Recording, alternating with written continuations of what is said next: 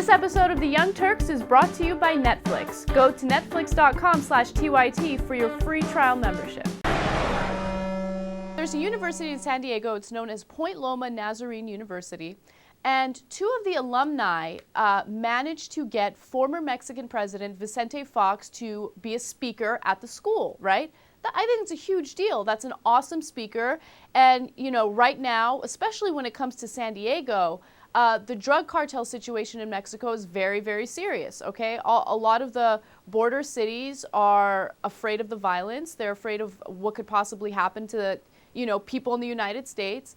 So this is a very interesting speaker to come on and talk about the drug war, right?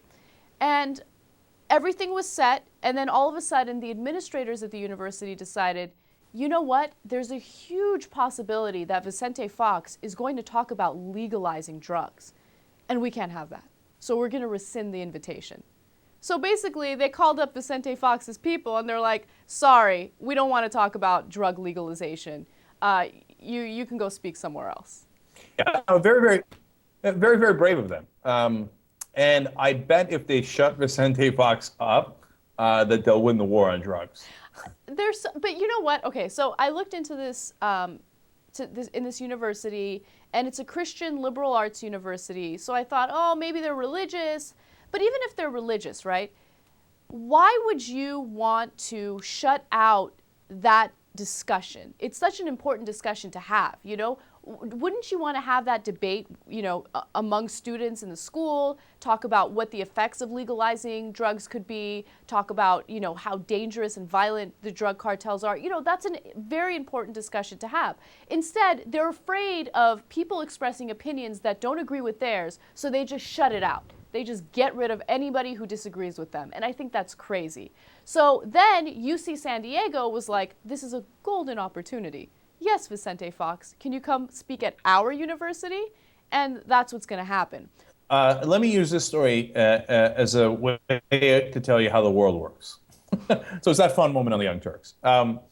Look, a lot of people are confused as to why people, especially management, bosses, et cetera, whether it's a university, certainly corporations, a lot of times in politics, why they do things that seem irrational. Like, wouldn't you want, as you said, to foster a debate on campus? Seems like it's exactly what a university should be doing. It's a prestigious speaker, former president, your alumni set it up, et cetera. I mean, it doesn't make any sense, right?